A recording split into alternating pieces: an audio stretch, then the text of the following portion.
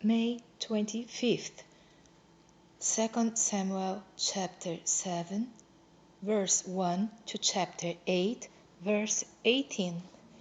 And it came to pass when the king sat in his house, and the Lord had given him rest round about from all his enemies, that the king said unto Nathan the prophet, See now, I dwell in a house of cedar, but the ark of God dwelleth within curtains. And Nathan said to the king, Go, do all that is in thine heart, for the Lord is thee.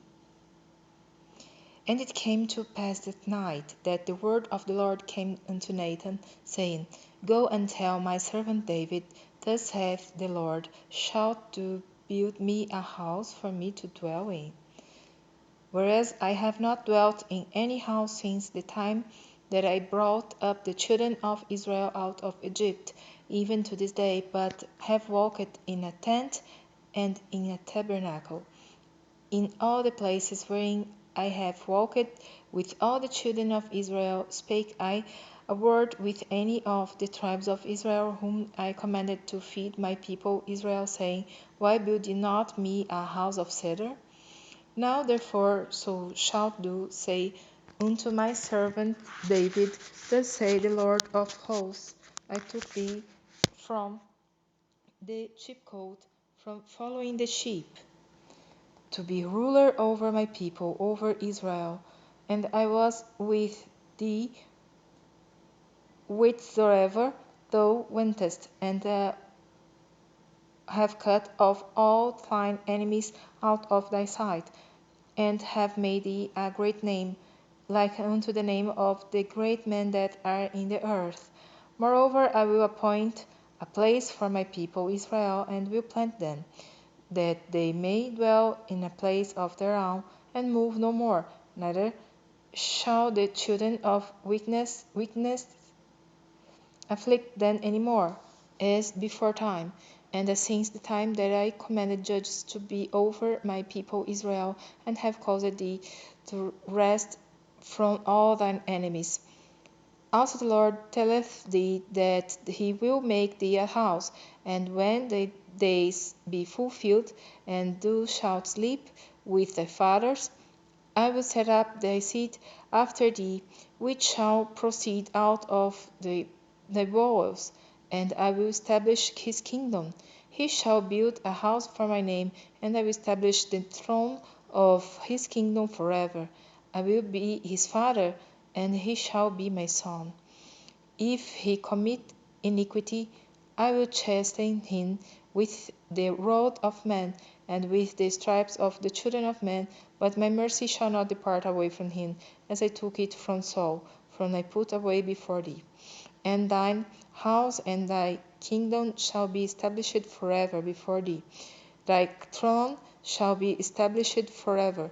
According to all these words and according to all this vision, so did Nathan speak unto David. Then went King David in and sat before the Lord, and he said, Who am I, O Lord God, and what is my house that thou hast brought me hitherto? And this was yet a small thing in thy sight, O Lord God, but thou hast spoken also of thy servant's house for a great while to come. And is this the manner of man, O Lord God? And what can David say more unto thee? For thou, Lord God, knowest thy servant. For thy word's sake, and according to thine own heart, hast thou done all these great things, to make thy servant know them. Wherefore thou art great, O Lord God, for there is none like thee, neither is there any God besides thee, according to all that we have heard with our ears.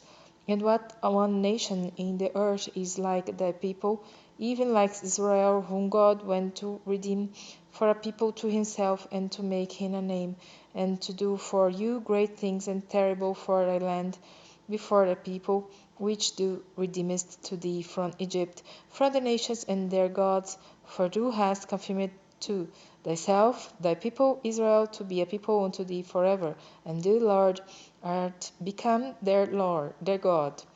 And now, O Lord God, the word that thou hast spoken concerning thy servant, and concerning his house, establish it forever, and do as thou hast said.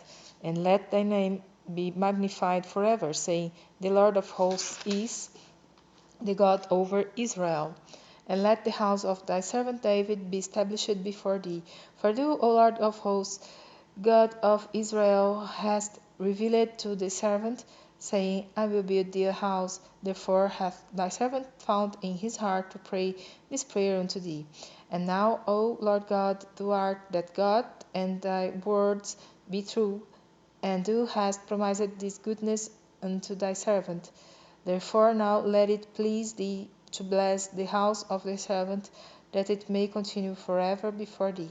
For thou, O Lord God, hast spoken it, and with thy blessing let the house of thy servant be blessed forever.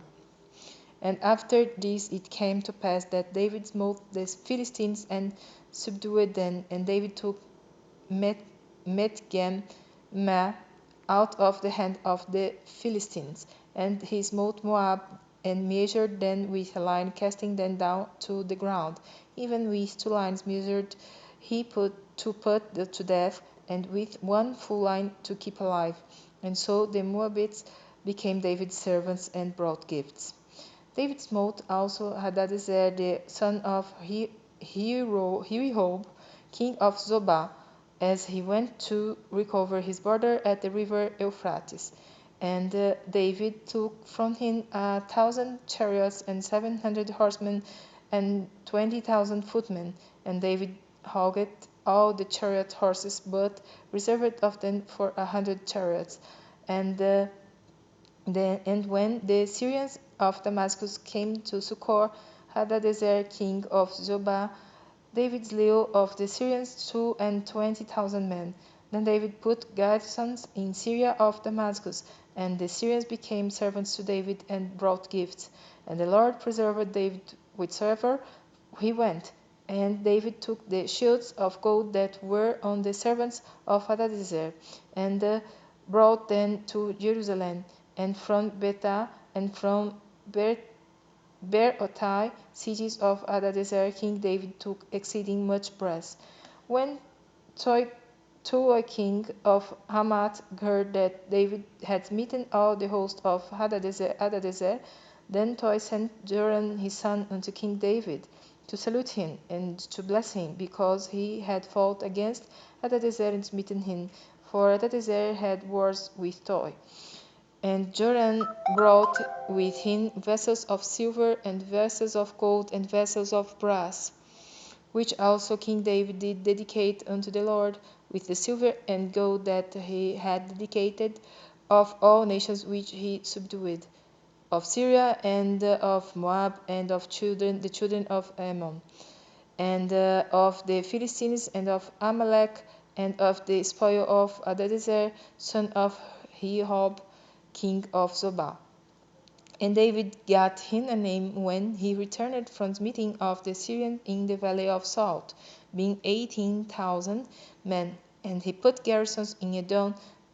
Throughout all Edom put he garrisons, and all they of Edom became David's servants, and the Lord preserved David whithersoever he went.